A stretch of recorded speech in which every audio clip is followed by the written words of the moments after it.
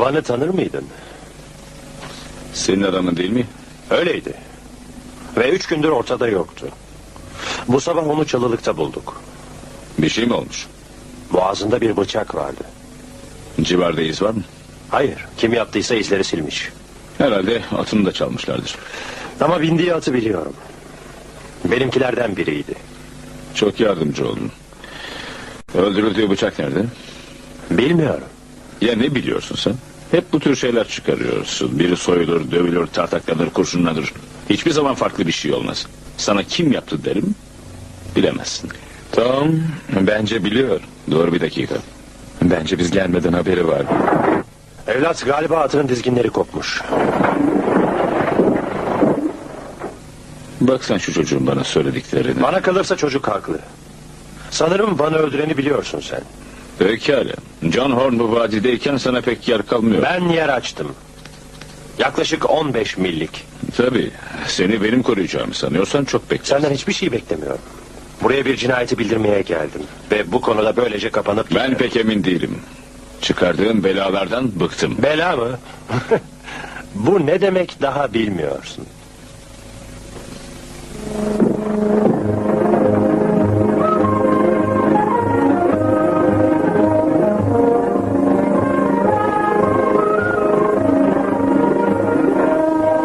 Tom, Sam Bird gelmiş. Onu bekliyordum zaten. Haberim yoktu. Hadi gidelim.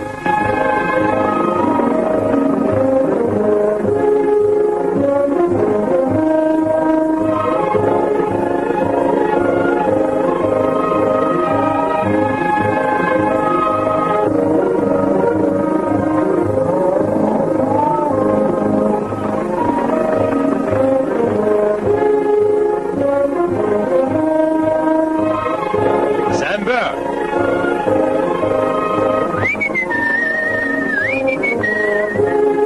Merhaba komşular. Ne haber? Doğrusu bu vadiye bakması bile büyük bir zevk. Ama buralarda yaşamak gerçekten çok zor. Hey Tom. Bayan Boyce'un sana edecek 2 çift lafı olduğunu söylemeye geldim. Oldukça endişeli gibiydi. Jeff, git de bak ne istiyor. Tamam. Hadi. Doğrusu Horn hepimizi meraklandırıyor. Sağ ol Sam. Şehre inmişken Şerif'in de hatırını sormuşsun galiba. Bunu nereden bildin? Daha önce bu atı hiç görmemiştim. Adam seçilemeyecek kadar uzakta. Şerife uğradığımı nereden biliyorsun? Yoksa fazla mı meraklı oldun? Belki Van'ı öldüren için meraklanmalısın, he? Ben olmayayım. Belki de sürülerini birleştirmek isteyen bir iki komşu geniş topraklara sahip olmak için bu yolu seçmeyi düşünmüştür. En kestirme yol değil mi? Öyle, eskiden bu toprakları kullanırlardı. Seni niye buradan çıkarmak istiyorlar anlayabiliyorum şimdi. Ya sen Sam, sen de mi? He? Hayır, ben değil. Şu anda sahip olduğumdan daha fazla sığırım olsaydı onları mideme koymayı tercih ederdim.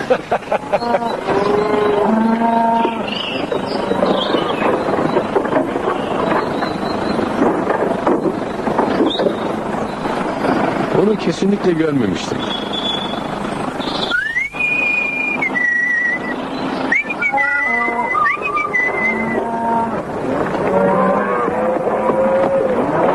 Şu gelen adamla bir zahmet sen ilgileniver. Öğren bakalım sığırı var mı yok mu? Ne istiyormuş birazdan anlarız değil mi?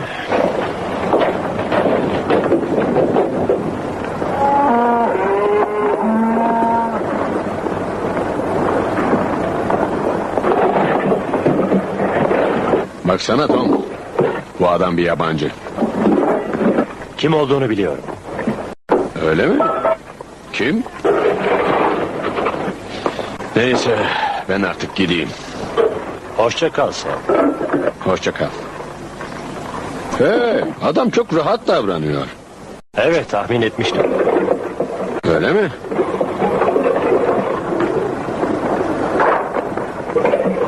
Bu adamı daha önce görmemiştim ben. Böylesi daha iyi.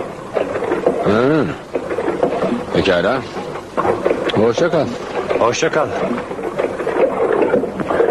Adamı hiç tanımıyorum. Biliyor muydun? Evet. Söylemiştin. Tamam. Hoşça kal. Hoşça kal.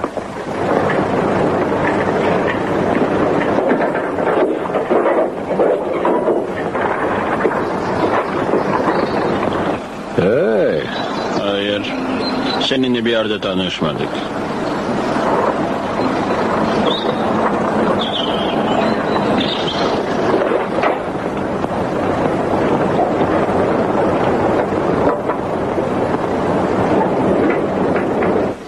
Bando mızıkaya gerek yok. Geldiğinin farkındayım.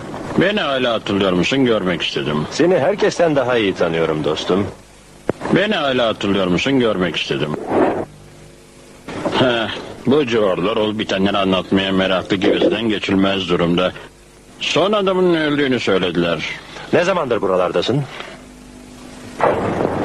Ama çok bir puan var. Sana bir soru sordum. Belki 10 gündür. Olup bitenlerden habersiz görünmeyen şaşırtıcı. Bahse girerim, sen salon narkozasına takılmıyorsun, öyle değil mi? Ha? Pek sık değil. Senin gibi yaşamak insan nasıl cahil bırakır şimdi, anladın mı? Neredeyse 7 yıldan beri bu çiftliğe uğramadım. Gene olaylarda senden çok haberdarım. Şansım varmış ki buralardan geçiyordum. Buralardan geçip gitsen daha iyi olurdu. Gitmezsen beni öldürür müsün ha? Doğrusu düşünmeye değer. Benim için yapabileceğim bir şey var. Ne olduğumu da iyi bilirsin. Ne istiyorsun? Akşamüstü bir gezintiye çıkmak. Etrafa göz atalım. Van'ı öldüreni bulmak istiyorsun. Bana takılırsan silahını kullanma fırsatı çıkar. Geliyor musun? Hayır. Seninle hiçbir yere gitmiyorum.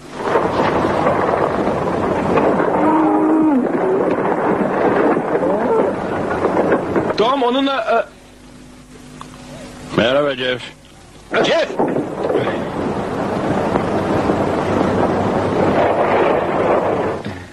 Merhaba. Ben de öyle dedim.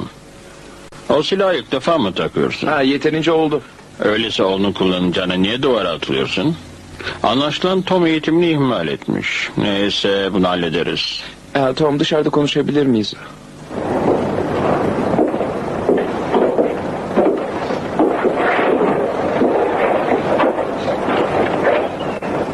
Onunla ne konuştunuz? Şundan bundan. Bayan Boyce'u gördüm. Fena halde korkuyor. Kocasının başına bir iş geleceğini düşünüyor. Nasıl bir şey? Vurulmak gibi. Bana bir at getirir misin? Ve eğerle. Dur bir dakika. Dostumuzun bineceği atı kullanayım bari. Ha? İşler nasıl? Jeff, şu eğeri ata vurur musun? Bu gece burada kal. Atını dinlendir. Ama yarın buradan gideceksin. Ama o zaman çok şey kaybedersin. Bildiğim şeyler var. Bunu göze alıyorum, biliyor musun? 10 gündür buralardaymışsın.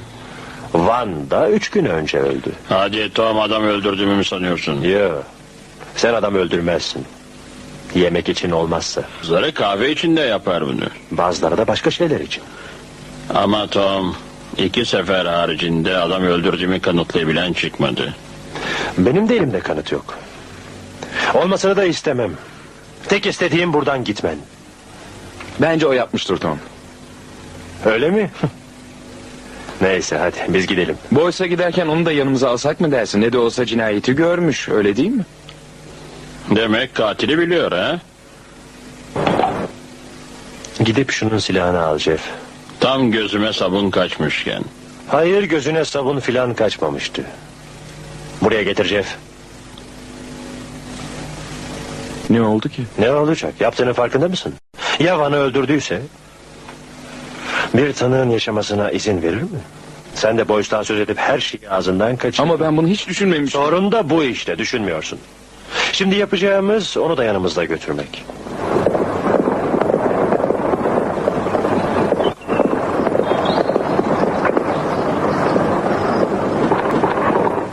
Attan in. Bu adam bir altın arayıcısı. Şu okullu tiplerdendir. Buralarda bir şeyler bulabileceğine inanıyormuş. Tatlı bir gaco değil mi? Tom, Seni aramaktan başka çarem yoktu. Başımız biraz dertte Kathleen. Evet, bir dert. Bu da kim? Onun adı Kit Wichita. Kit Wichita mı? Adını duydun mu? Pek çok insan duymuştur Kit Wichita ha? Earl, sana bir şey soracağım. Bu adamı daha önce görmüş müydün? İçeri girin. Siz buyurun. Pekala boys.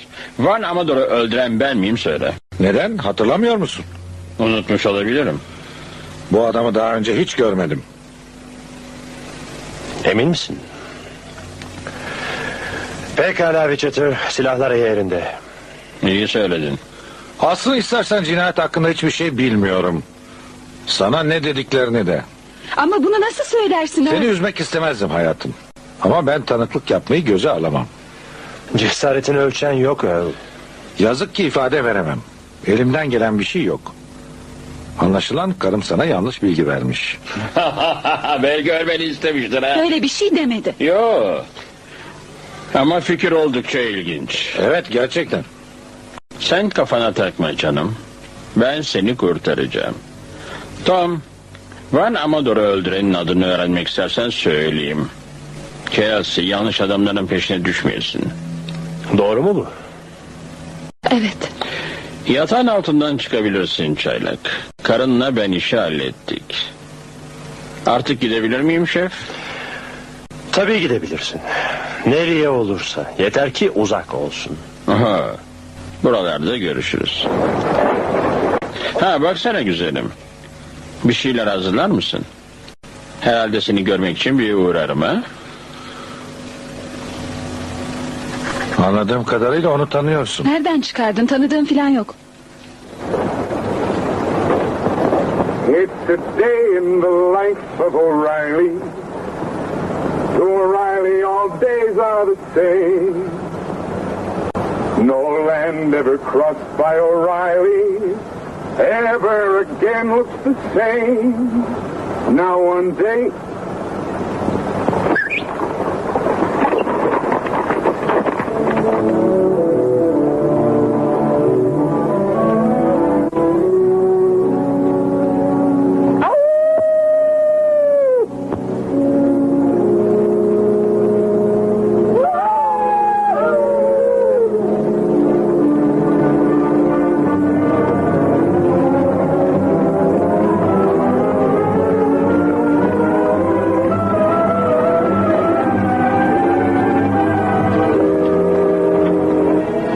Gezintiye mi çıkacağız? Neden olmasın? Bula bula bu geceyi mi bulduk yani? Hazır ay çıkmışken. Hop.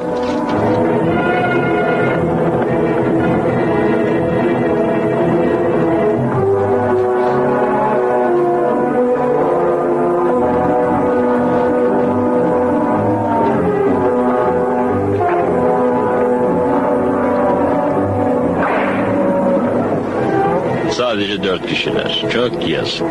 Hadi.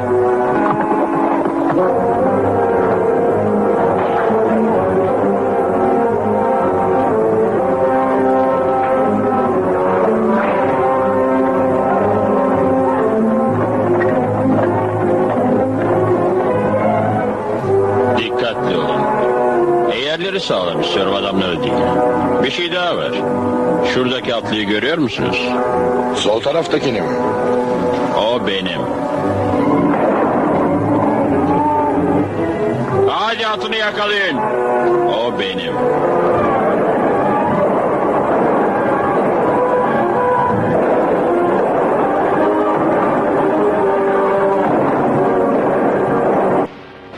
Ha, gelen var. it brings up Birkaç kişiler. every day. Siz içeri geçip kahvaltıya başlayın. Evet, söyler misin kim bunlar? Yoksa tanımadın mı? Hepsi komşularına ait. Dave Fletcher. Olabilir. Ve Jim Strick. Bir de şu kırbaçlı olan adı neydi? Jill Batten mı? Öldüler mi? Yok canım. Biz yalnızca onları attan indirdik. Adamlar kaçtı. Gün doğana kadar ayaktaydım. Biraz uzanıp dinlenmem gerekiyor.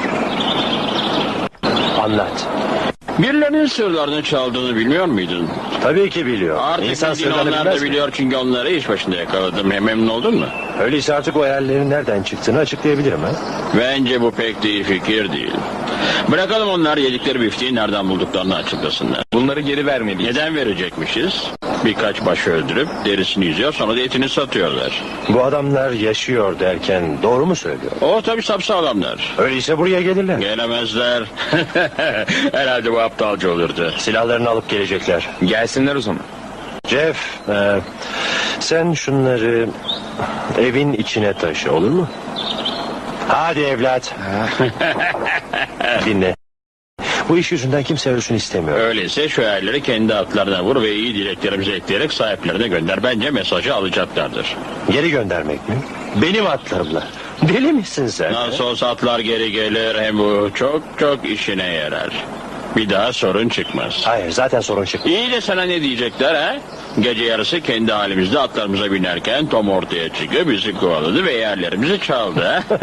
Düşün Tom, buna millet gülmekten kırılır. Senin fikirlerin de biraz kaçık. Sana komşularına nasıl davranılacağını göstereceğim. Oh, hayır. Sen bana hiçbir şey göstermeyeceksin çünkü buradan Bir gelen çekip var. gidiyorsun.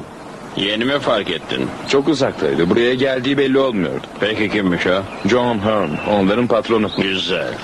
Aradığımız adamın ta kendisi. Bakalım beni burada görünce nasıl davranacak ha?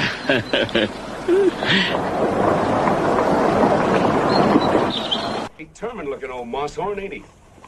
Hey, Turkey! Yeah? Keep an eye on this one. Morning, John. Biri çiftliğine kiralık katilleri getirirse herkes onun bela aradığını düşünmeye başlar. Ama Bay John, doğrusu yanlışınız var. İki istisna hariç. Asla aleyhime kanıt bulunamadı. Ama seni hiç kimse buralarda görmek istemiyor. Hem Tom Cloud dışında seni evine alan da olmaz. Dün gece yarısından sonra Joe Casey çiftliğime geldi. Vurulmuştu. Yere yuvarlandı ve bayıldı. Kendine gelemedi. Kimse yok. Hayır, ben de hiç zannetmiyorum. Çocuklar, kahve hazır mı? Hazır. Elimde kanıt yok. Bulmaya da çalışmayacağım. Ama bu bir daha olmasın. Seni uyarıyorum, şu adamı bir an önce başından at. Nasıl? Galiba sen pek anlamıyorsun. Pekala, tamam. Kasabanın şerifi oğlun değil miydi? O nerede şimdi? Maalesef bu işlere o bakmıyor artık. Ya kim bakacak? O ancak sekte gösteri yapabilir. Başka hiçbir işe yaramaz. Onu sen şerif yapmadın mı? Benim öyle bir adamım olsaydı senin yaptığın gibi şu yerlerde rahat oturamazdım. Ne yapardım biliyor musun? Hayır. Ama bunu da söylesen iyi olur. Doğruca berbere gidip bana bir çeki düzen vermesini isterdim. Yoksa aynada suratıma bakacak halim olmazdı. Böyle bir şeyi bana kaç kişinin söylediğini hatırlamaya çalışıyorum şu anda. Biliyor musun kaç kişi aklıma geldi? Hiç. Ama artık biri var. Evet. Ama elinde silah göremiyorum. Adamlarımla burayı basmaya gelmediğime nasıl emin olabiliyorsun? Şu anda göğsünün tam ortasına doğrultulmuş bir çifte sayesinde. Evet, onu görebiliyorum. Şimdi atını sür ve çek git. Pekala. Başına gelecekleri biliyorsun. Ben elimden gelen her şeyi yaptım.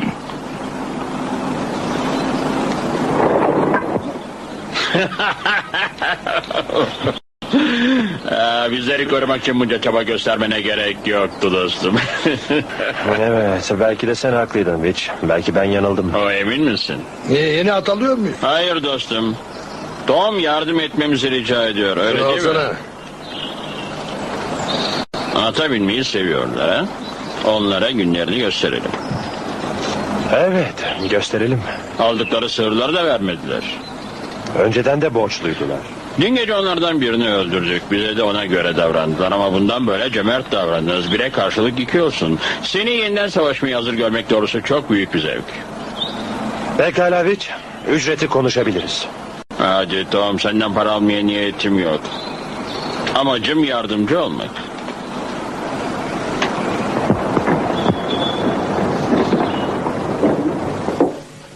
Buraya atlar giremez.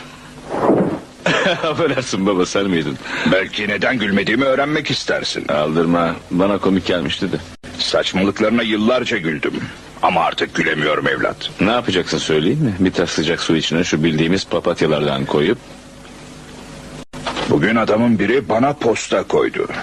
Beni yolunmuş tavuğa çevirdi. Cesedi nerede? Ceset filan yok. Öylece oturup lafların hepsini yuttum. Silah kullanmaktan aciz bir korkağa Şerif yaptığımı ima etti bana. Senin gibi bir adam olsa aynada kendi suratına bakacak hali olmazmış. Hakkımda böyle konuşmasına izin mi verdin baba? Kendimi tutamadım evlat. Çünkü o an şöyle düşündüm.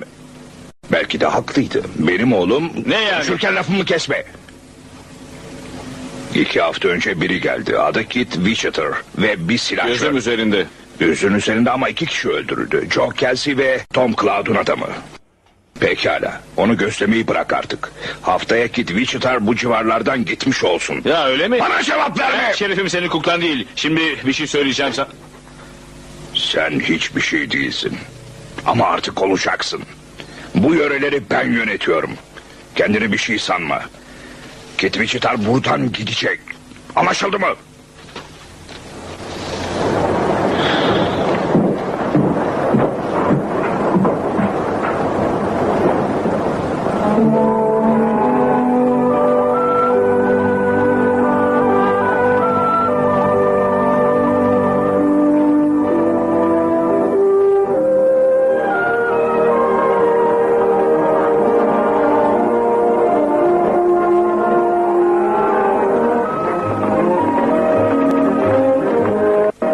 Merhaba ufaklık. İşler nasıl?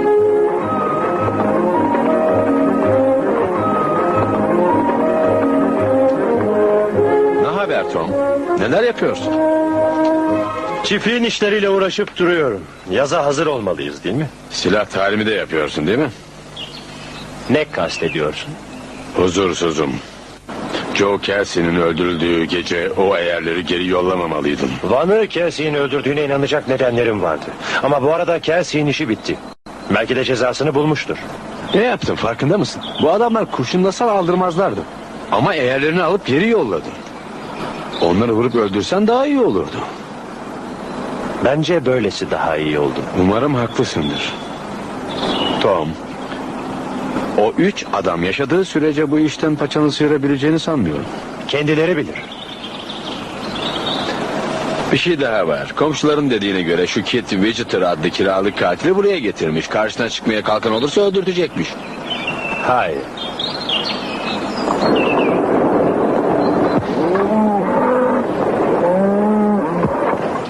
Birkaç tanesini bulamıyorum. Herhalde karşıdalar. Öyleyse gidip baksana. Gidiyorum. Doğrusu Tom, senin gibi bekar bir adam için hiç dert değil belki ama Jeff için ne olacak merak ediyorum. Onun da Wichiter'a benzemesini ister misin? Bu yüzden savaş veriyorum ben. Benzemesin diye. O yanında olduğu sürece acaba sence ne öğrenebilecek ki? Kuyruğunu kıstırıp kaçmamayı. Bunu ona ne Wichiter öğretir ne de ben.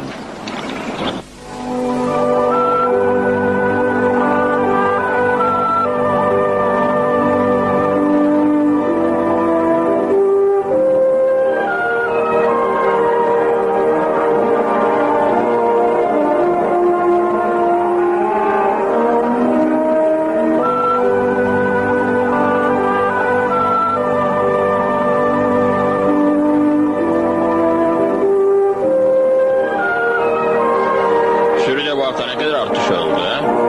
46 baş. Veya 48. Bu çok az. Bence bu yıl bütün sığırlar en azından 3-4 yavru verebilir ama yardım gerek. Onlara sonuna dek yardım ederiz. Hadi benim atımı tut bakayım.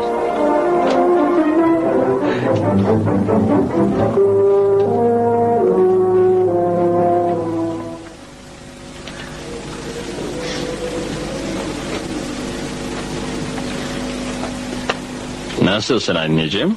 Senden hiç hoşlanmadığımı söylemiştim.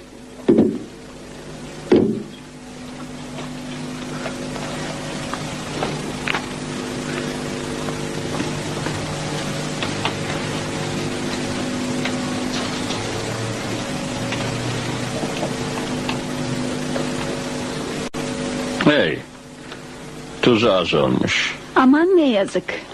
Değil mi ya?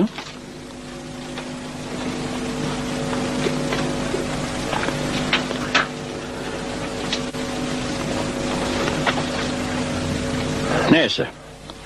Yarın görüşürüz. Belki biraz daha kalırım.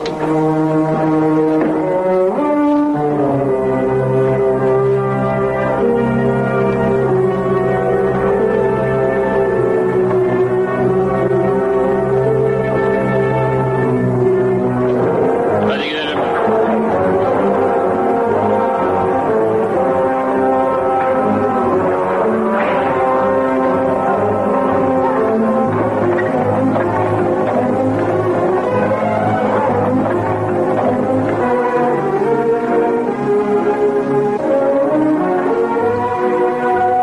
Aradığın Wichiter'sa az önce gitti. Biliyorum. Buraya sık mı gelir? Fazla sık. Bak Kathleen. Bu adam seni rahatsız Tom. ediyorsa... Bu Wichiter sana şantaj mı yapıyor? Şantaj mı? Senin böyle biriyle çalıştığına inanamadım. Herhalde bilmediğin bir şey var dedim. Buna cevap vermek çok zor Kathleen. Öyle mi? Bir denesene. Herkes üst üste saldırı yaptığını biliyor. Dinle. Haksız yere kimsenin canı yanmıyor. İnan bana. Peki ya Jeff? Onun da mı önemi yok? Belki sadece o önemli. Acaba Jack Wichiter'ın yaptıklarını taklit etmeye ne zaman başlayacak dersin? Bunu engellemek için elimden gelen her şeyi yapıyorum. Sana inanıyorum. Yakında ayrılacakken tartışma çıkarmak istemezdim. Önemi yok. Ben... çok üzgünüm inan. Öyle mi? Ben değilim. Burada olmuş her şey tiksindirici geliyor. Seni tanımam hariç. İyi bir arkadaştın Tom. Sağ ol. Tom. Buraya gel.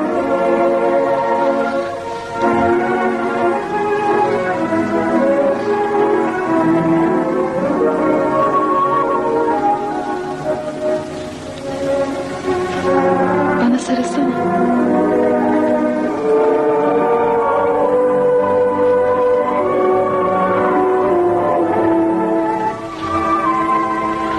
Uzun zamandır istediğini biliyordum. Öyle Evet. belki ben de. Ama doğru bir şey değil. Neredeyiz biz? Galiba hiçbir yerde. Çok doğru. Artık bunu biliyorsun. Bence gidip biraz dinlenmelisin. Ayrılmadan önce sana tekrar uğrarım. Sana haber veririm.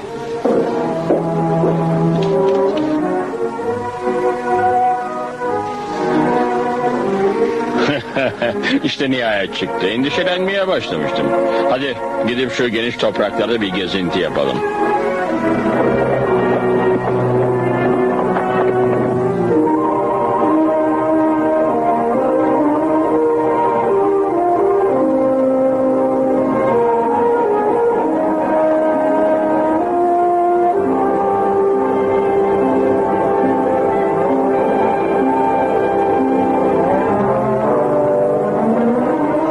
Bizimkilerden değildir umarım. Hayır değil. Sığır nerede?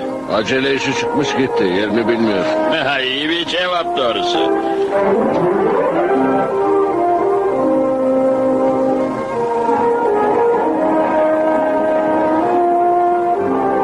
Yoksa onu Jeff mi? Bu gelmek istemiyor galiba.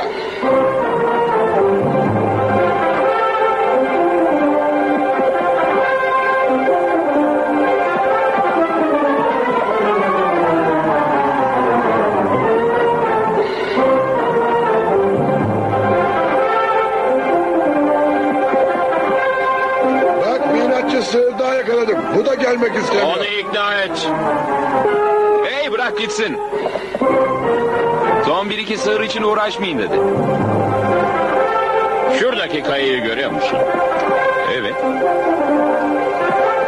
O tek kayayla vadideki bütün kayalarla olduğundan fazla uğraşmam gerekmişti.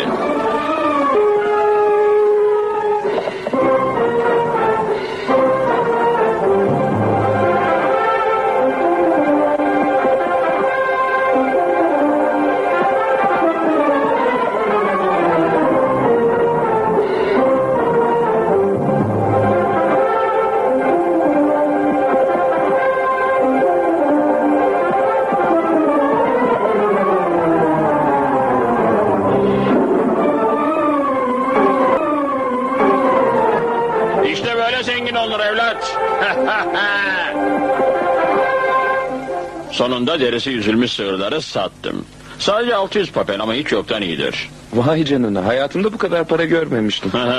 Oldukça karanlık. Umarım o sığırlar damgalanmamıştır. Kim aldı? Daha önce komşularımızdan etimizi alan kişiler. Böylece ödeşmiş oluruz. Ama Tom, bu yaptığımız hırsızlık sayılır. Sakın sen de ona benzemeye kalkma. Bak, öğrenirken... Şu gelen Parsın değil mi? Hayır dedi. Evet, ben de öyle dedim. Bak, öğrenirken silahı böyle tutacaksın. Böylece kurşun yanlışlıkla birine gelmez. Çünkü birini vuracaksan bunu kazara yapmamalısın. Parmağını çektiğin zaman silah patlayacak. Bak şimdi. Bir dakika.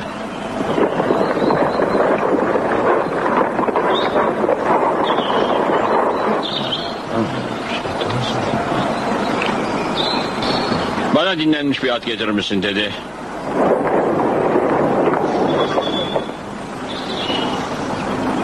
Şu konserveyi vadiye doğru at.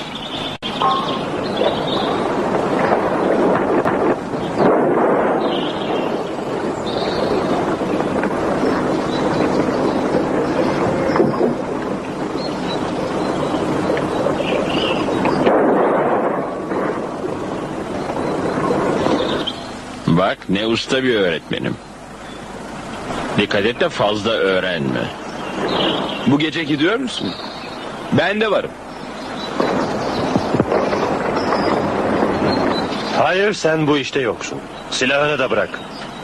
Kurşunlar kaça patlıyor biliyor musun? Sabah görüşürüz.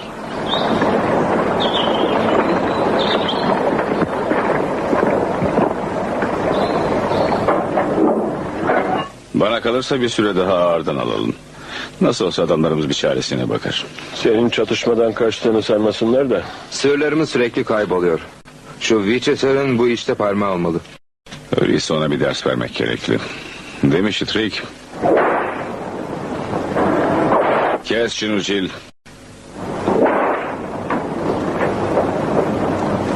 Kit Witcher'ın vazgeçmeye niyeti yok.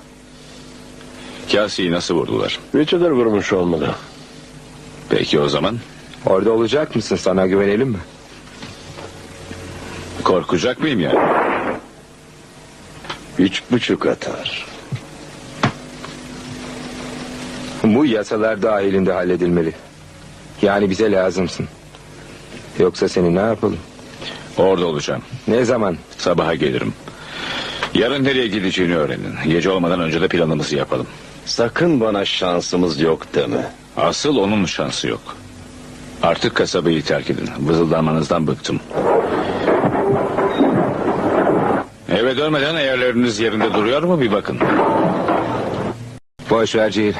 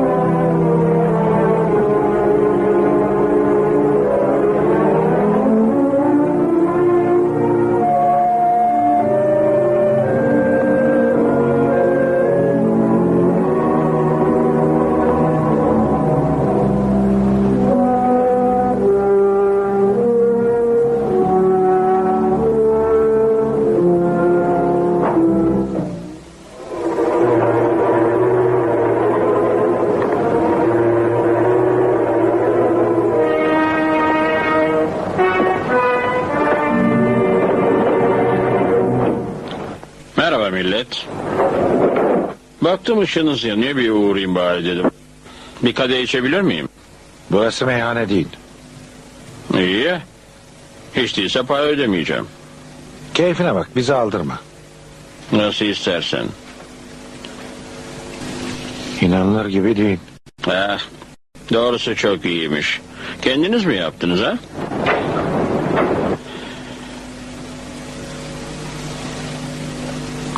Bakıyorum gene pek üzünlüsün. Sorun çıkmasını istemiyorum Wichiter. İşte bu çok iyi Earl. Oysa bazıları biraz hareket yararlıdır der. Formda kalıyorlarmış. Doğrusu bence pek iyi fikir değil. Bak sen. Müzik sever biri ha? Size bir şarkı söyleyeyim mi? Senden tek istediğimiz şey... There's a girl in the life of O'Reilly. To O'Reilly, all girls look the same. But a girl who has once seen O'Reilly will never again look good. Bir sorun var Earl. Bu çalgının akordu bozuk. Bu konuda senin yapabileceğin hiçbir şey yok Earl. Ne yapmak istiyorsun Wichiter? Eskiden bir çocuk tanırdım. Sen dürüst John'u tanır mıydın ha? Gümüşten milyonlar kazanıp içkiye yatırdı. Bir düşündüm de... Bizim dürüst John'un bir oğlu vardı. Komik elbiseler giyip madencilik okudu. Zengin bir kızla tanıştığını sandı ama parasızmış. Ne rastlantı. Demek sen olsun ha? Çık dışarı. Buradan git ve bir daha gelme. Gidiyorum. Ama önce şarkının geri kalanını dinleyelim. It's a night in the life of O'Reilly. To him night and day are the same. Sorun nedir? Şarkıyı sevmediniz mi? But the thing about night with O'Reilly. Biliyor musunuz bu şarkıyı çok büyük bir şarkı yazarı besteledi. Başka şarkılar da var tabii. Buraya neden geldiğini anlamıyor musun? Beni görmeye değil, sana eziyet ederek eğlenmeyi amaçlıyorum. Neden olmasın? Bazıları kadınlarla oynamaktan zevk alır. Bazıları da erkekleri sever, hepsi bu. Onun istediği gururunu inciterek seni aptalca bir harekete zorlamak. Bu oldukça açık. Sanırım beni kolayca öldürebileceğine dair kafanda şimdilik en ufak bir kuşku yok. Ama bu evden çıkıp gitmeyecek olursan bunu yapmak zorunda kalacaksın. Lütfen Wichiter. Senden daha önce hiçbir şey istemedim ama şimdi istiyorum. Neden olmasın?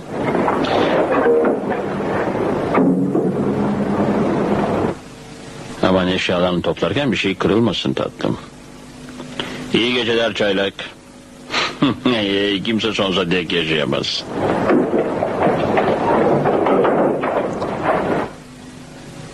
Bilmen gereken bir şey var Earl. Şu birkaç dakika içinde seninle gurur duydum. İçkilerin nerede durduğunu bile biliyordu. Buraya daha önce kaç kez geldi? Bence bir kere bile fazla. Bu cevap değil. Sana cevap vermemin yararı olmuyor. Hayır, hele yalan söylüyorsan. Yalanlarını yutmam. Seni çok iyi tanıyorum. Acaba bu doğru mu? Seni öldürmek istiyorum. Ama belki yapacak daha kötü bir şey bulunur. Earl, onu aklından çıkarsana artık. Muhtemelen seni bir daha rahatsız etmeyecek.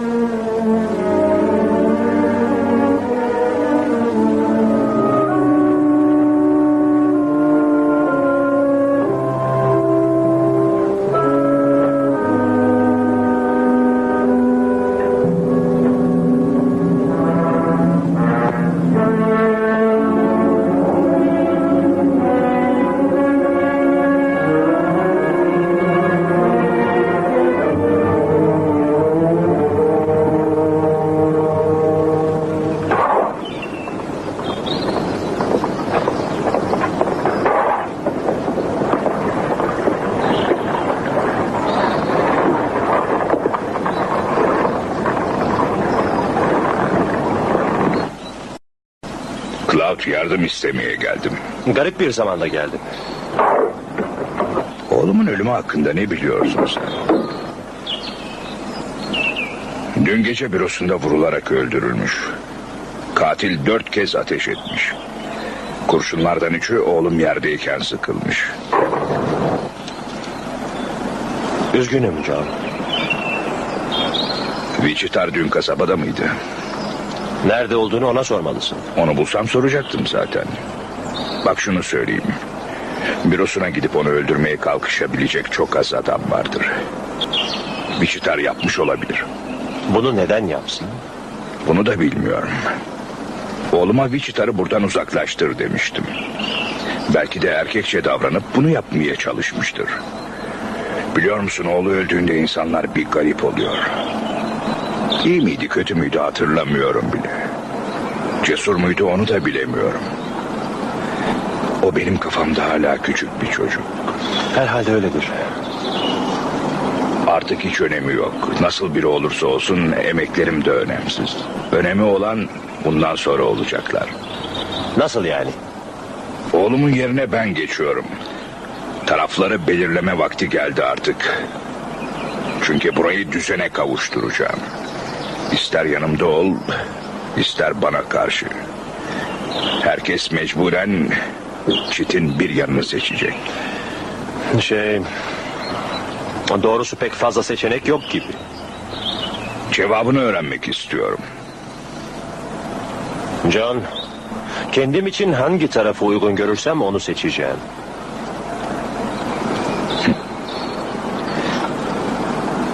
Cevabım böyle mi? Şu anda verebileceğim tek cevap bu. Pekala. Bak sana şunu söyleyeyim. Oğlumu kim öldürdüyse cezasını ben vereceğim.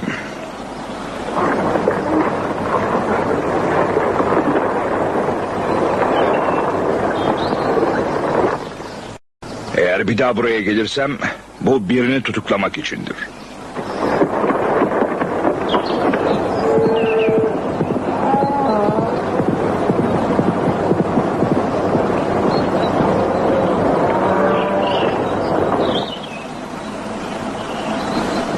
Pekala, artık aşağı inelim.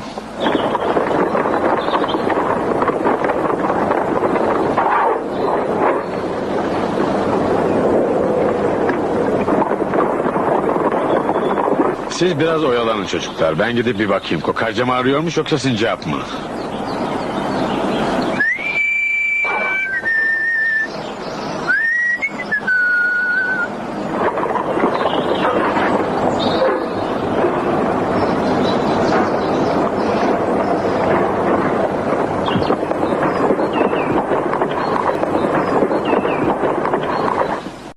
Ne haber Tom? Herkes bu aralar benden sığır almak istiyor. Hatta en iyilerini şu komşularıma sattım. Aç mı kaldın? Burada bize gereken şey barış. Tom, ben de bunun için geldim. Buradakiler Jim Streak, Jill Batson ve Debbie Fletcher. İşte sana hemen barış yapabileceğin 3 tane kovboy getirdim. Henüz atlarından bile inmediler. Barışsever insanlar oldukları belli. Tom, onlarla konuşsan iyi olur. Bu çocukları konuşmaya ikna edene kadar aklı karayı seçtim. Pekala. Silahları eğerlerinde kalsın. Silahları bırakın çocuklar. Konuşmak istiyor.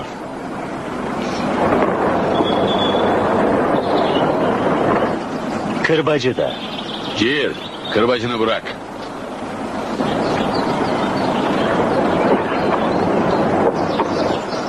Farkında mısın bilmemsem, bu civarın 3 belalısına birden posta koyup söz geçirmiş bulunuyorsun.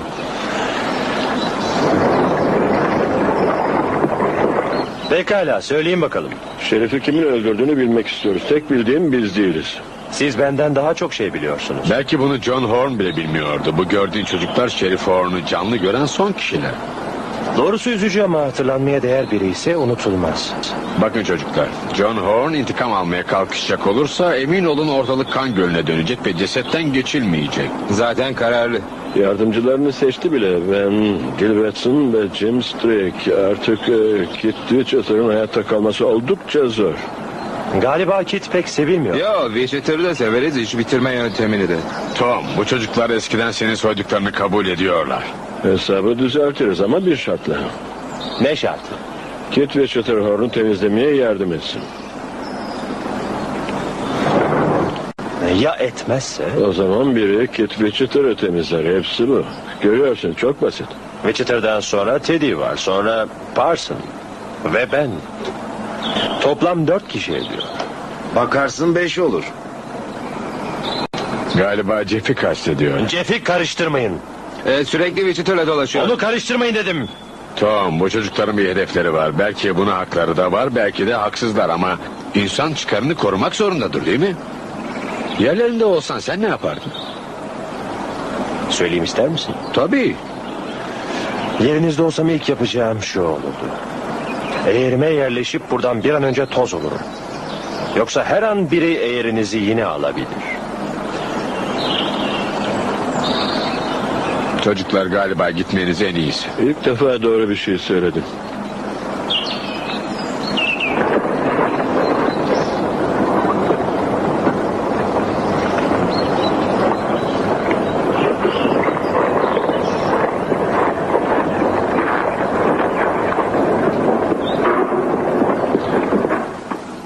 Tom, bugün sürekli Joe Kelsey'yi düşünüp durdum. Neden kafama takıldı bilmiyorum. Bilmiyorsun ha? Kurşun sol kaburgadan girmiş. Sonra öbür tarafı delip çıkmış. Yine de kimsenin barış yapmaya niyeti yok. Bana bak. Jeff'e de aynı şey olabilir. Dediğin buysa zaten biliyorum. Tom.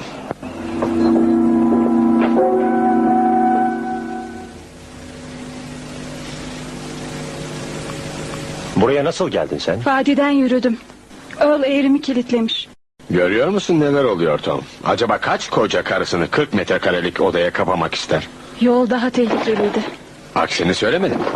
O yolda insan bir kayanın arkasına saklanıp bir kurşun sıkabilir. Silah sesini duymadan kurşun yerini bulabilir. İnanmıyorsan dediklerimi düşünerek yarım kilometre yürü. Hadi arka kapıdan çık. İşte bu kadın da öyle yapmış. Ne kadar dikkat etsen de kurtuluş yok. Dikkat etmeyi falan bırak şimdi. Acaba sırada ne var onu merak ediyorum.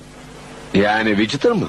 Van öldürüldüğünde bir ölüye karşı 2 tane demişti. Tom, Witcher'a ihtiyacın varsa bir şey yap, onu Earl'den uzak tut. Earl'den mi? Buna eminim, her şeyden çok eminim. İnan, Earl onu öldürecek. Oh, hayır, dur bir dakika. Bunu neden? Biliyorum, Earl'ün Witcher'ı öldürmesi için bir numara yapması gerek. Ama Witcher bir daha yanına yaklaşacak olursa Earl bir yolunu bulacak. Gerekirse bunu kendim de yaparım ben.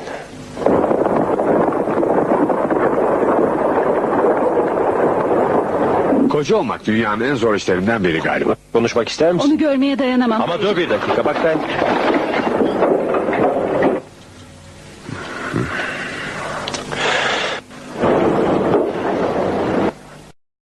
Evet komşu. Doğrusu Widgeter'ı getirmekte büyük iş yaptın. O zaman başka çarem yoktu.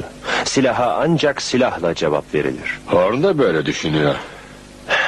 Evet, o da kendi açısından haklı sayılır. Geri dönüş yok, çözüm yok. Hem de ilk günden beri yok. Tom, bir çözüm yolu var. Üstelik gayet açıkça ortada. Kullanmasını iyi biliyorsun. Neden kullanamazsın? Hiç anlamıyorum bunu. Doğru, anlayamazsın sen.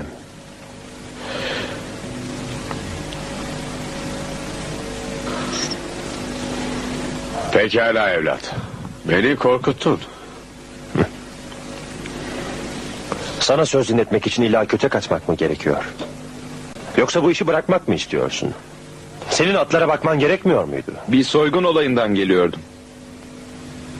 Şu silahını çıkar.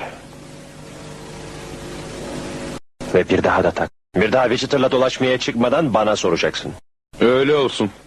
Şu sigarayı da bırak ve doğru işine git. Ne hadi. yaptığımı sanmıştın? Hey, o gömlek benim.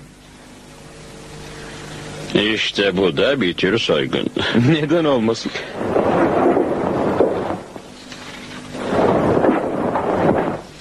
Jeff, sen ne istediğini söyler misin ha?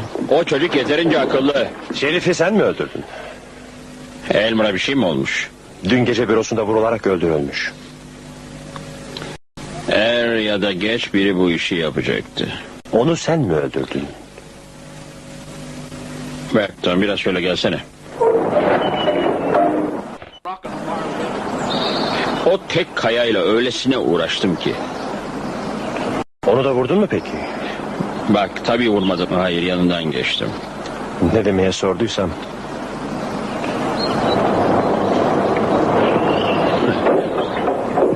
Bak sana doğruyu söyleyeyim Tom. Elmer'ın kellesi gittiyse suç testerenin.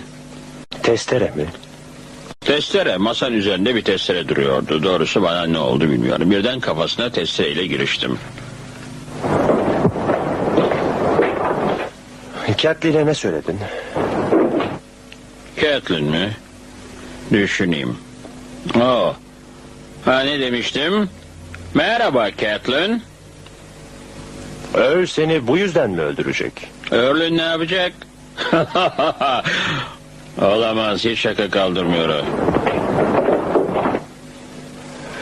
Earl pek önemli değil. Ama bu birçok şeyden yalnızca biri o kadar. Ne yapayım yani, ondan özür mü dileyeyim? Benim istediğim bu çiftlikteki işleri düzeltmekti. Olaylar eğer böyle sürerse birimiz eyalette kalamaz. Silahşör tutmak için bir nedenim vardı. Ama artık bıktım, bu iş bitti. Yemin ederim bu parda nereden geldi bilmiyorum. İşin bitti Wichita. Evet. Çok uzun bir gündü. Dalga geçmiyorum, gitmen gerekiyor. Ne zaman? Bir an önce. Bu gece. Hayır, sus artık. Bu gece satmak için ufak bir sürü ayarladım. Önce bu işi halledeyim, gerisini yarın konuşuruz dostum.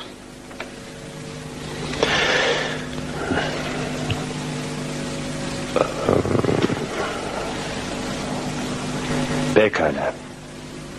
Bu satacağın son parti olsun. Yarın sana düşen parayı al ve buradan bir an önce uzaklaş, tamam mı? Neden olmasın ha? Şerif'i sen öldürdün, bunu biliyorum. Gözümle görmüş kadar eminim bundan. Ama sanırım sadece sen ve ben kaldık. Bir de Jeff. Kim bilir ona ne diye takılıyorsundur ha? Anne, gün batınca beni kaldır. Bahar kraliçesi olacağım da.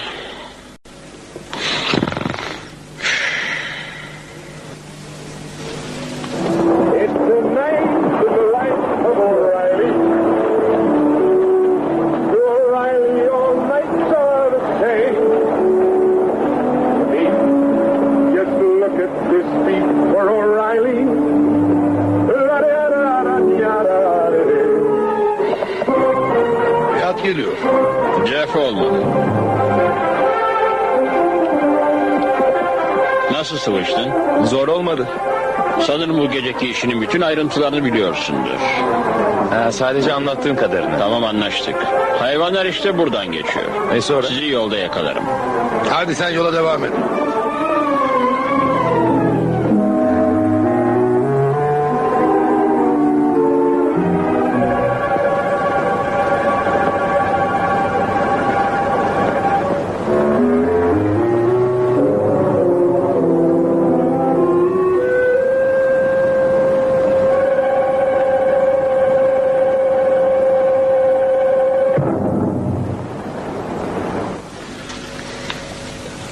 Ne istiyorsun?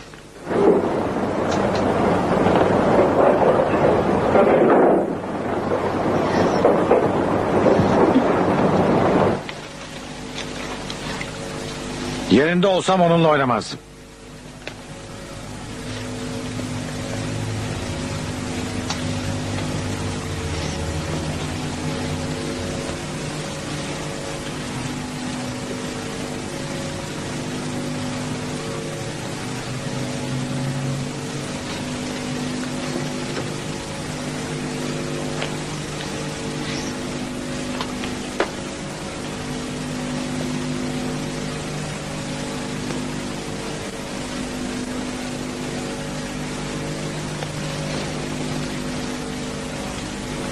İçki içeceksen yerini biliyorsun.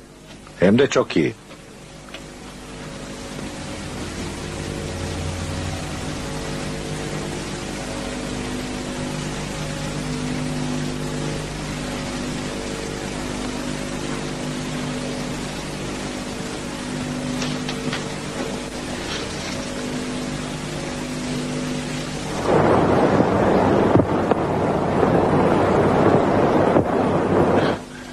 Ne istiyorsun sen?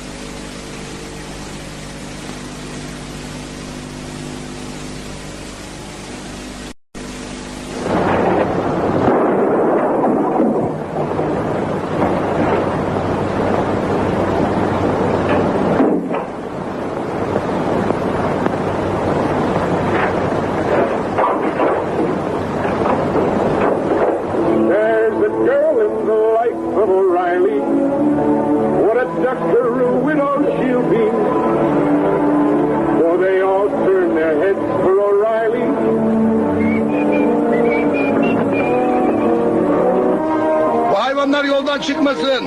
Neden olmazsın ama onları yola sokmasını Bu biliriz. zamanlar acımıyor musun ha? Tamam, onları kesmeyelim.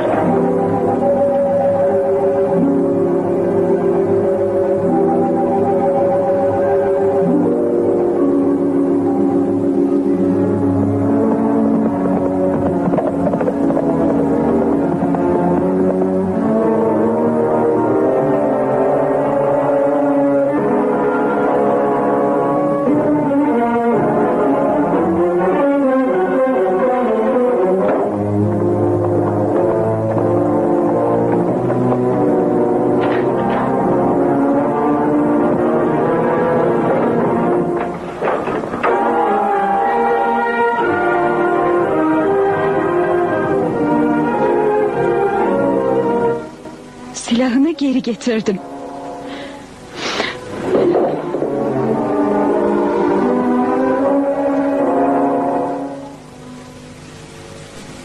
Bu silah onu öldürdüğün anlamına gelmez. Ama gelebilirdi. Kim öldü? Bilmiyor musun? Yoksa Earl mü? Earl bu gece evimizde vurularak öldürüldü. Sanırım katil Wichiter ama sen de olabilirsin. Mutlaka tetiği çekmek gerekmez. Sen ve Wichiter birbirinize çok benziyorsunuz. John Horn'u çağıran oldu mu? Az sonra onunla konuşmaya gideceğim. Bu silahı da al. Sanırım kanıt sayılır. Onu sana bırakıyorum. Neden? Bir fırsat. Kaç buradan.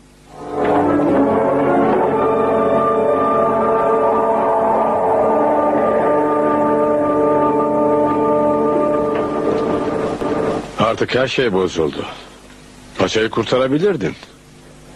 Fena halde batağa saplanmıştın ama hala bir şansın vardı. Keşke elindeyken Wichiter'dan bir şekilde kurtulsaydın. Onu kovmuştum. Ne zaman? Dün.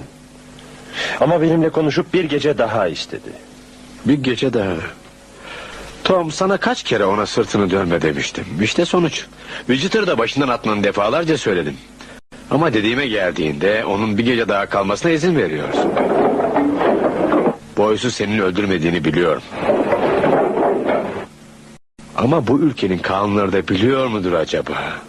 Boyce'un karısını duyunca jüri seni dinlemez ki. Lanet olsun. İlk hangimiz ellerini geçirirlerse onu asacaklardır.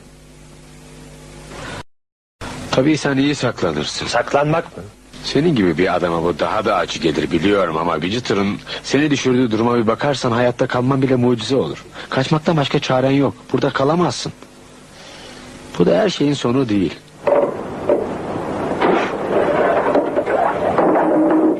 Hayır. Tabii ki son bu değil. Tom, gidip kendi ayağınla teslim olamazsın.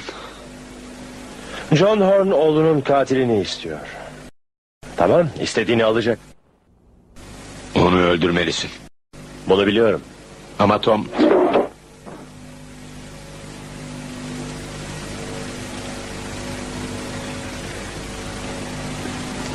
Burada gönüllü olan kişi kardeşim James Cloud. Namı diğer Kit Wichiter'dır. Şunu yakıver olur mu? Fikrimi değiştirdim de.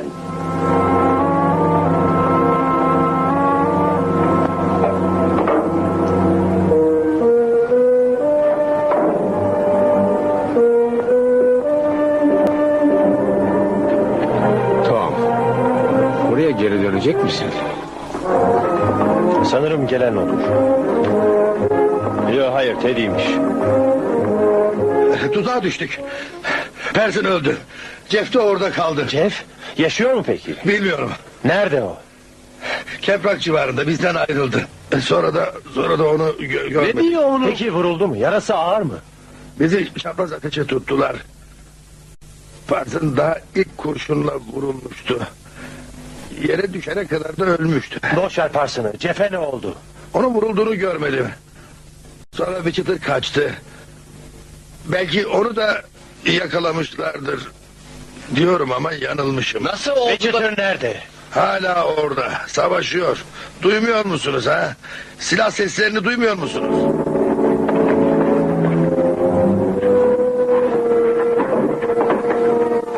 Onu kulübeye getir.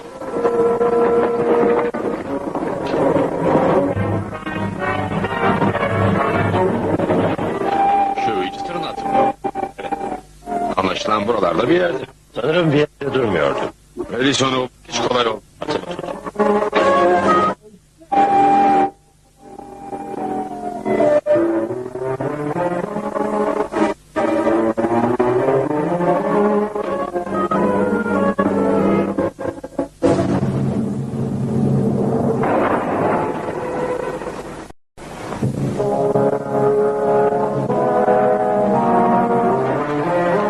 Merhaba, nasılsın?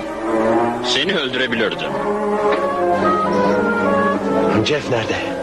Jeff atından yuvarlandı. Olabilir. Şimdi nerede? İlk grup peşinden gitti. Şu kayalara doğru gidiyordu. Yaklaşık şuralarda işte. Gördün mü? Hadi atların yanına dönelim. Atlarla ne yapacağız şimdi? Bekleme hadi.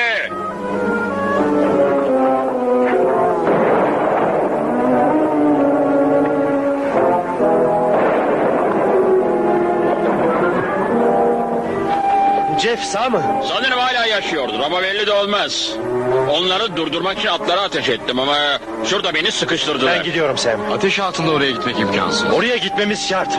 Çevresinden dolaşalım. Hayır, çevresinden dolaşmayacağız. Sen aklını mı kaçırdın dostum? Hadi oraya gidiyoruz. Yürüyün Tamam, bakalım hadi. gidelim. Acele edin.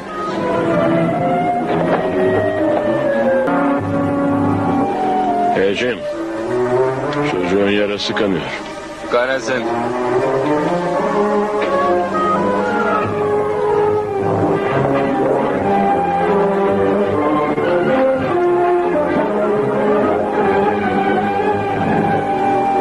Aşağıdakiler aklını mı kaçırmış ha?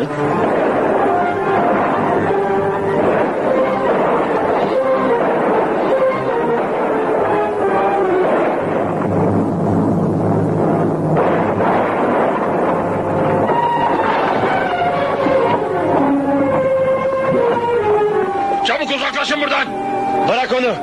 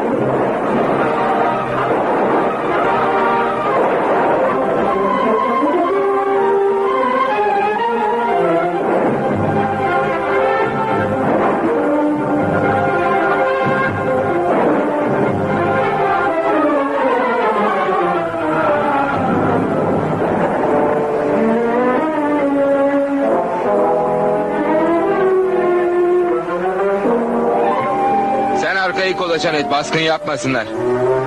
Pete, onunla git.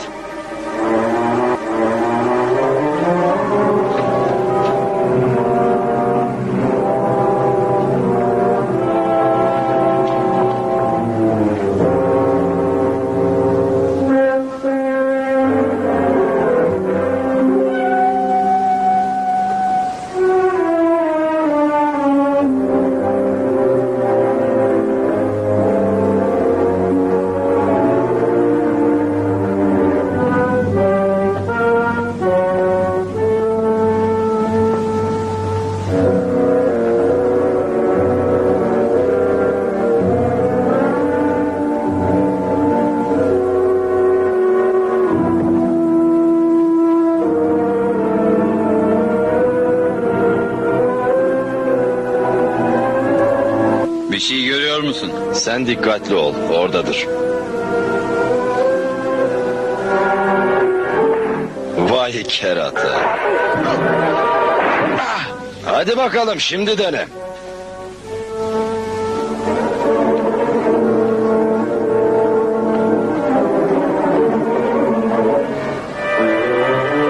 Dikkat et, senin tarafta biri var. Öyleyse git de onu karşıla. Git kendin karşıla. Pekala.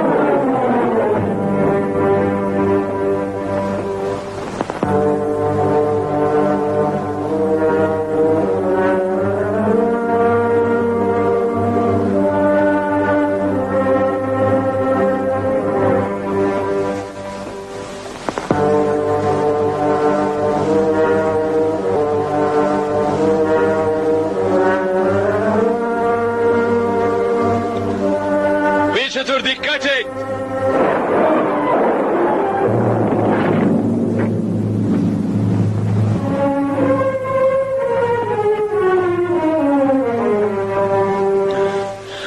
Sadece bir kolun mu evlat? Evet, sadece biri. Çok kanlı değil mi? Evet öyle. Şunu koysak iyi olur.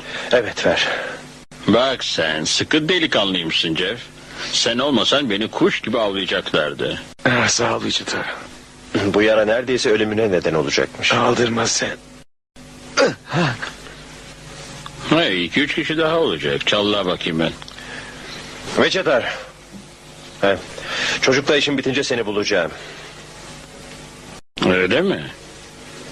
Yardımcı olabilir miyim? Nereye gidersen git. Ne yaparsan yap. Seni bulacağım. Öyle olsun. Yakında iyileşirsin evlat. Onları görmeliydiniz. Neredeyse bir orduyla çarpıştılar. Çok ciddiyim. Bir tarafta bir adamla bir çocuk vardı. Ama her nasılsa kazandılar. Çünkü sen de yanlarındaydın. Ben bir şey yapmadım. Tom Cloud ve o çocuk bizi yıllardan beri soymakta olan bütün o eşkıyalar sürüsünü bir çırpıda temizliğiverdi. İnanın bana. Bu işi kendimiz yapmalıydık. Onlardan epeydir haberdarım. Ama ne fark eder? Fark eder. Benim için. Umurumda değil. Tom Cloud isterse bütün eyaleti temizlesin. Beni dinle. Tom şimdi Widget'ı yakalayıp buraya getirecek. Öyle mi? Bilmiyorum. Ben de senin gibi bekliyorum. John bu adama kendini temize çıkarması için bir şans tanıyıp onu rahat bıraktım zaten. Tom'u da Wichita gibi kolayca suçlayabilirim. O da biliyor. Daha kaç hafta sürecek bu? Söyler misin kaç hafta? Tom Jeff'in iyileşmesini bekliyor. Bu işin ardında daha geçerli bir neden olmalı. Evet, gerçekten de haklısın. Tim Cloud dışında herkesi durdurabilecek bir neden. Ama o vazgeçmeyecek. En azından bence vazgeçmeyecek. Tek istediğim Wichita. Nasıl hiçbir şey olsun? Onu kendim pişirebilirim. O her şeyi haşlar.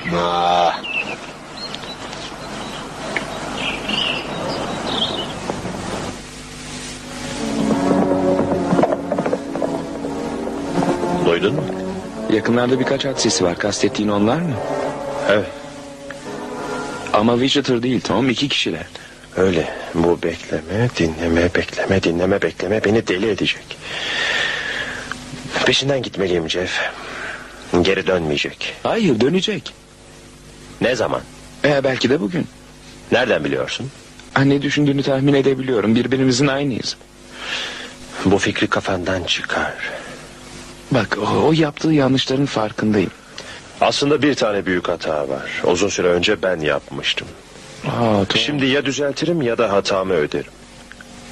Bir şey söyleyeyim mi Tom? Seninle uzun zamandır birlikteyiz. 11 yaşımdan beri tek başına benim ailem oldun sen. Çok doğru evlat. Ama seninle mi onunla mı kalmak isterdim bilmiyorum doğrusu. Kimi seçerdin? Dediğim gibi açıkçası Tom hiç bilmiyorum. Hiç bilmiyorum. Tom, birkaç dakika arkamızda Widget'ı gördük, geliyor. Gördün mü? Sana söylemiştim Tom. Sağ ol Sam.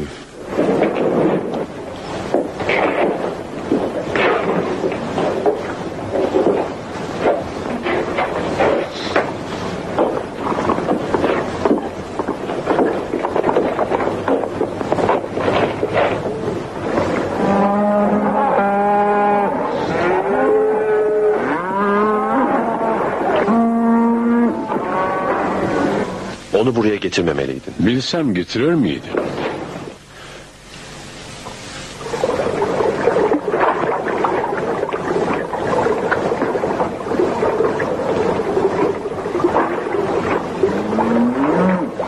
Galiba seni bekliyor Tom.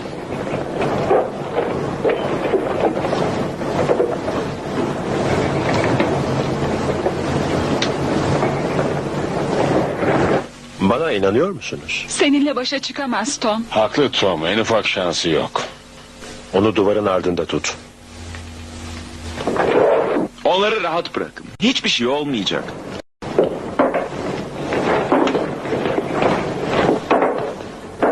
Sen ne yapıyorsun? Silahtan bir kurşun çıkarıyorum. Widget'a bu numarayı yapacak olursan seni yaşatmam. Widgeter bana asla ateş etmez.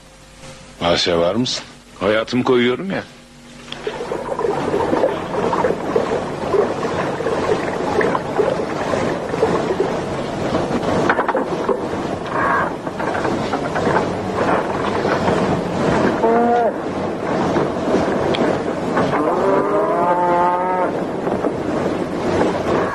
Bir şey söyleyeyim mi Tom? Şuradaki koca kayayı görüyor musun? O tek kayayla ne kadar çok uğraştım. Yanlış hatırlamıyorsam en az 2,5 metre sağa itmiştim. Wichita, şimdi sana ne olacak? Seni içeri tıkacağım. Ne dedin? Seni içeri tıkacağım. Boyzu öldürmekten. Herhalde şaka yapıyorsun. Hiç şakam yok. Nasıl içeri tıkacaksın peki? Bilmiyorum. Ama bunu yapmaya niyetliyim. Sen bana ateş edemezsin. Ellerin boş olsa bile vuramazsın zaten. Çünkü kan bağı var Tom. Yapan olmamıştır ve olmayacaktır. Hala anlayamadın mı? Belki. Ama bu kuralı değiştireceğim. Ne komik, sen bana silah doğrultamazken ben seni kolaylıkla vurabilirim. Bunu biliyorum. Ama gene de durmuş hayatımı sona erdireceğini söylüyorsun. Yapmam gerekeni söylüyorum. Öyle olsun. Hasta bir adamsın sen Tom. İnsanın söyleyeceği sözü kalmadıysa nereden delik açmak gerek? Sanırım gövdenin tam ortasından. Bunu başkası söyleseydi inanmazdım. Ama sen söylüyorsan belki doğrudur. Witcher!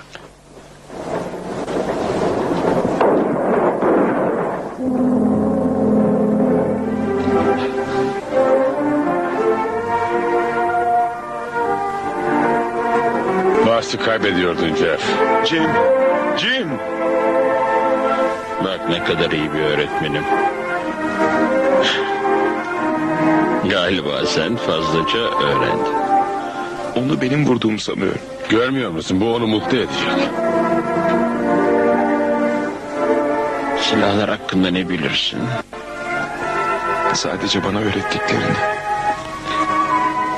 Peki o zaman.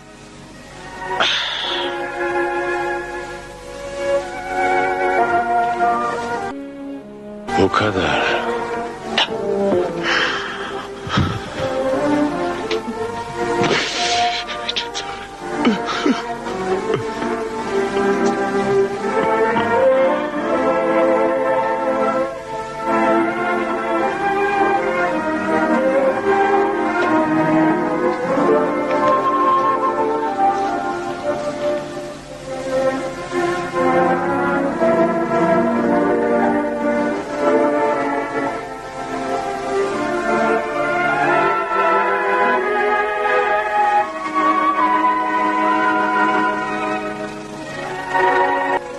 İnsan bir garip oluyor değil mi? John Horn'un dediği gibi. Birdenbire yaptığı hataları hatırlamaz oluyorsun. Aklımda kalan küçük bir çocuk.